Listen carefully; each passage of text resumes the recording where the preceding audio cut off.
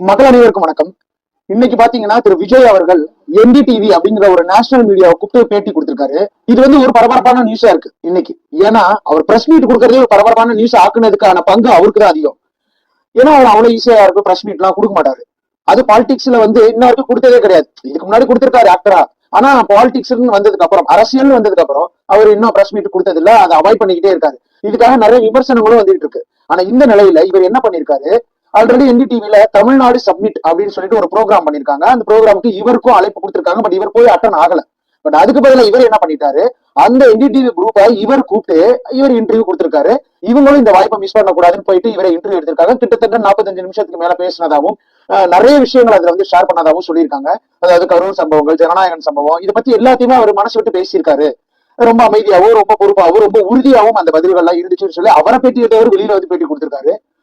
So இந்த சேனல்ல இன்னைக்கு நம்ம போட்ட இந்த பதிவுல அவர் என்ன பேசியிருக்காரு அப்படிங்கறத நம்ம பத்தி பேச போறது கிடையாது. ஏன்னா அது டெலிகாஸ்ட் ஆகட்டும், அதுக்கப்புறம் நம்ம அதை பத்தி பேசிக்குவோம். பட் ஏன் அவர் என்டிடிவியை சூஸ் பண்ணாரு? அவருக்கு தமிழ்நாடு சட்டமன்றம், தமிழ்நாடு மீடியாங்கிறது ரொம்ப இம்பார்ட்டன்ட். அதுலதான் விமர்சனங்களும் வந்துட்டு இருக்கு. சோ அவர் ஏன் என்டிடிவி அப்படிங்கிற ஒரு நேஷனலைஸ்டு மீடியாவுக்கு போனாரு. அதுல அப்படி போனதுல ஏதாவது ஒரு அந்த இன்னர் சைடு பாலிடிக்ஸ் இருக்கா, ஏதாவது சொல்ல விரும்புறாரா? யாருக்கு அவருடைய கருத்துக்களை அவர் சொல்ல விரும்புறாரு?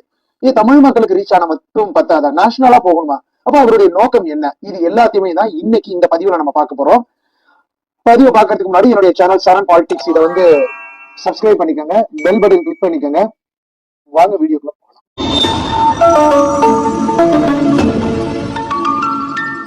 முதல்ல இந்த என்டிடிவி பாத்தீங்கன்னா ஒரு north Indians and south Indians இது ரெண்டு பேரையுமே கனெக்ட் பண்ணோம். அதிகமா நார்த் இந்தியன்ஸ்க்கு இந்த சவுத் இந்தியன்ஸோட நியூஸையும் கொண்டுட்டு போகும். நம்ம இந்த நார்த் சைடு நடக்கக்கூடிய நியூஸஸ் எல்லாம் வேணும் அப்படின்னா, தெரிஞ்சுக்கணும் அப்படின்னா அதிகபட்சமா இந்த சேனல் ஒரு முக்கியமான ஒரு நியூஸ் சேனல் கூட. அதுவும் இல்லாம இங்கிலீஷ் அந்த பீப்புள் எல்லாம் இருக்காங்கல்ல, ஃபாரினர்ஸ், இந்த அதர் கண்ட்ரீஸ்ல இருப்பாங்கல்ல, அவங்களும் இந்த என்டிடிவி பார்ப்பாங்க. So not only south side, அதாவது நார்த் சைடு இல்லாம அதர் கண்ட்ரீஸும் பாக்குற ஒரு பிரபலமான ஒரு சேனல் அப்படின்னா என்டிடிவி. அதாவது முக்கியமா நேஷனலைஸ்டு ஒரு மீடியா அப்படின்னு சொல்றதுதான் இந்த என்டிடிவி. நியூ டெல்லி டிவி அப்படின்ற கூட சொல்லுவாங்க. இதுல போய் பேட்டி கொடுத்ததால விஜய் அவர்கள் என்ன நினைக்க வர்றாருன்னா, நான் ஒரு தமிழ் லீடர் மட்டும் இல்ல, நான் ஒரு நேஷனலைஸ்டு லீடரா தன்னை காமிச்சுக்க விரும்புறேன் அப்படின்றத சுருக்கமா சொல்ற மாதிரி தெரியுது. ஏன் அப்படின்னா, இவருடைய அரசியல் பயணம் அப்படிங்கிறது ஒரு நீண்ட கால பயணமா இருக்கும் அப்படின்னு அந்த பேட்டியில சொன்னதா சொல்றாங்க. சோ ஒரு நீண்ட கால பயணம் அப்படிங்கறத அவர் சாதாரணமா ஆரம்பிக்க விரும்பல. ரெண்டாவது, அவரை பத்தின விஷயங்கள் ஏதாவது ஒண்ணு நடந்தாலோ இல்ல பேசினாலோ தமிழ்நாட்டுல மட்டும் இல்ல, அதிகபட்சமா எல்லா மாநிலத்திலையும் சில வெளிநாடுகள்லயுமே அவரை பத்தின நியூஸ் எல்லாம் போயிட்டு தான் இருக்கு. சோ அவர் தான் சொல்லணும்னு நினைக்கிறத தமிழ்நாட்டு மக்களுக்கு மட்டும் இல்ல, இந்த எல்லா மக்களுக்கும், எல்லா தரப்பு மக்களுக்கும் நான் சொல்ல விரும்புறேன் அப்படின்ற மாதிரி அந்த ஒரு பேட்டியை அவர் என்டிடிவியை கூப்பிட்டு கொடுத்ததா நான் என்னுடைய கருத்து. ரெண்டாவது, அவர் ஒரு சினிமா நடிகர், அவர் ஒரு சினிமா ஆக்டர். சோ அவருக்கு இப்படிதான் இருக்கும் அப்படிதான் இருக்கும், அவர் சினிமா தனமா பண்றாரு, சினிமா தனமா பேசுறாருன்னு நிறைய பேர் விமர்சனங்கள் வச்சுட்டு இருக்காங்க. சோ இந்த நிலைமையில அவர் என்ன நினைக்கிறார் அப்படின்னா, நான் ஒரு சீரியஸ் பாலிட்டிஷியனா வந்துட்டேன், நான் ஒரு தீவிரமான ஒரு அரசியல்வாதியா தான் நான் இறங்குறேன். சோ நான் எந்த விதத்திலயும் ஒரு விளையாட்டுத்தனத்துக்கோ இல்ல எந்த விதத்திலையும் ஒரு சாதாரணமா அப்படி ஒரு என்ஜாய்மெண்ட்ல நான் அரசியல் பண்ணலாம் வரல, ரொம்ப சீரியஸ் பாலிடிக்ஸ் பண்றதுக்காக நான் வந்திருக்கேன் அப்படிங்கிறதுக்காக தான் இப்படி ஒரு நேஷனல் மீடியால போய் அவர் பேட்டி கொடுக்குறாரு. சோ என்னுடைய பாலிசி அண்ட் ஐடியாலஜி இது எல்லாத்தையுமே தமிழ் மக்கள் மட்டும் இல்ல, கிட்டத்தட்ட நேஷனல்ல இருக்க எல்லா மக்களுக்கும் தெரியணும், எல்லா தரப்பு மக்களுக்கும் நான் என்னுடைய மனசுல இருக்கிற விஷயங்களை சொல்லணும்னு நினைக்கிறேன் அப்படிங்கிறதுக்காக கூட அவர் இந்த என்டிடிவியை சூஸ் பண்ணிருக்கலாம். ரெண்டாவது பாத்தீங்கன்னா, டிஎம்கே பிஜேபி இந்த ரெண்டு ஃப்ரேம் தான் இப்ப கொஞ்சம் கிரியேட் ஆயிட்டு வருது. ஏன்னா பிஜேபியை ரொம்ப கொஞ்சம் பகிரங்கமா எதிர்க்கிறது அப்படின்னு பார்த்தா அது டிஎம்கே. சோ டிஎம்கே பிஜேபி இந்த ஃப்ரேமை உடைச்சு இந்த பிஜேபிக்கு ஆப்போனண்டா நான் வரப்போறேன் அப்படிங்கறத சிம்பாலிக்கா சொல்றதுக்காக இந்த என்டிடிவிக்குள்ள அவர் வந்திருக்காரா? ஏன்னா இப்ப அவர் நேஷனல் லீடரா மாறுறாரு. சோ நேஷனல் லீடரா மாறுறப்போ அவருடைய கவனங்கள் எல்லா தரப்பு மக்களுக்கும் போறப்போ, இவர் பின்னாடி காலத்துல பாத்தீங்கன்னா, ஆல்ரெடி இவங்க காங்கிரஸோட சேர்ற மாதிரி பேசுறாங்க, அது வேற. சோ பின்னாடி காலத்துல பார்த்தோம்னா பிஜேபிக்கு ஆப்போனன்ட் கேரக்டரா இவர் நிப்பாரோ. சோ அந்த டிஎம்கே பிஜேபி அப்படிங்கிற ஃப்ரேமை உடைச்சு டிவிகே பிஜேபி அப்படின்னு இருப்பாரோ, அதுக்கான ஒரு இன்னர் சைடு பாலிடிக்ஸ் தான் அவர் இப்பல என்டிடிவில கூப்பிட்டு தன்னுடைய பேட்டியை நேஷனலைஸா கொண்டு போகணும்னு நினைக்கிறாரோ அப்படிங்கிறது ஒரு கருத்து தான். சோ இவ்வளவு நாள் வந்து பாத்தீங்கன்னா இப்ப அவர் தமிழ்நாட்டுக்குள்ள இருந்து நம்ம பிஜேபி எதிர்த்துட்டு இருக்கோம். பிஜேபின்னு இல்ல, தமிழ்நாட்டுல இருந்து நம்ம அந்த நேஷனல் பாலிடிக்ஸ வந்து நம்ம பண்ணிட்டு இருக்கோம். ஆனா இப்போ இவர் நேஷனல் மீடியாக்குள்ள போறதுனால இவர் ஒரு நேஷனல் லீடரா மாறுறதுக்கான வாய்ப்புகள் இருக்கு. சோ நேஷனல் பார்ட்டிஸை எதிர்க்கிற அளவுக்கு ஏன் கிட்ட வலிமை இருக்குன்னு காட்டுறதுக்காகவும் இவர் அந்த என்டிடிவியை சூஸ் பண்ணிருக்கலாம். சோ இன்னொன்னு என்னன்னா, இப்ப தமிழ் சேனலா அவர் தமிழ் மீடியாவை அவர் சூஸ் பண்றாரு அப்படின்னா அது நம்மளுடைய தமிழ் மக்களுக்கு மட்டும்தான் கிடைக்கும். அந்த அளவுக்கு தமிழ் மக்கள்கிட்ட மட்டும் தான் ரீச் ஆகும். இன்னொன்னு என்ன பிரச்சனைனா, அது தமிழ் மக்களுக்கு சரியான முறையில ரீச் ஆகுமா?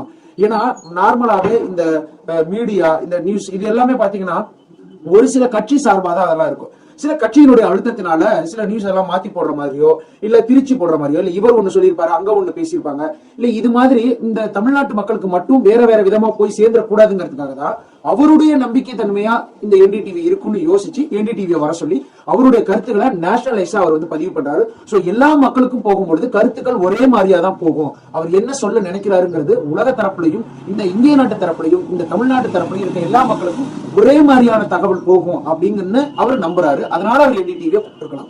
ரெண்டாவது, என்டிடிவியை பொறுத்த வரைக்கும் பாத்தீங்கன்னா பெரிய பெரிய கார்பரேட், அப்புறம் பெரிய பெரிய பிசினஸ் மேன், அப்புறம் சொன்ன மாதிரி ஃபாரினர்ஸ், அப்புறம் பெரிய பெரிய சூப்பர் ஸ்டார்ஸ், பொலிட்டீஷியன்ஸ், இவங்க எல்லாருமே இந்த என்டிடிவியை கொஞ்சம் ரொம்ப அக்யூராக வந்து ரொம்ப அக்யூரேட்டா வந்து பாத்துட்டு இருப்பாங்க. சோ அதிகமான நியூஸஸ் எல்லாம் அதுல ப்ரோக்ராம் இதுல எல்லாமே சீரியஸ் ப்ரோக்ராம் தான். சோ அதை எல்லாருமே அதுல கான்சென்ட்ரேட் கொடுப்பாங்க. சோ இவர் அதுல போய் பேசுறதுனால இவர் அவர்களுடைய கவனத்துக்கு போகக்கூடிய ஒரு ஆளா மாறுவாரு. அப்ப இவர் என்ன சொல்றாரோ அது எல்லாமே அவங்க கேப்சர் பண்ணுவாங்க. ஏன்னா ஒரு எஜுகேஷனல் பீப்புள், ஒரு ஹை லெவல் ரேஞ்சில் இருக்கக்கூடியவங்க எல்லாருமே இந்த நியூஸை பாக்குறதுனால, இந்த இன்டர்வியூ பாக்குறதுனால இந்த சேனல்ல நம்ம போய் பேசுறோம்னா அவங்கள்ட்ட ரீச் ஆகிறதுக்கு ஒரு ஈஸியான ஒரு டெக்னிக்கா இருக்கும் அப்படின்னு நினைச்சிருக்கலாம். எல்லாத்தையும் தாண்டி அவர் வந்து இன்டர்வியூக்கு போனது அப்படிங்கிறது வந்து ஜஸ்ட் இன்டர்வியூக்காக மட்டும் கிடையாது. என்டிடிவிக்கு போனது அவர் வந்து தன்னுடைய அரசியல் பயணம் நீண்ட கால அரசியல் பயணமா இருக்க போகுதுன்னு சொல்லியிருக்காரு.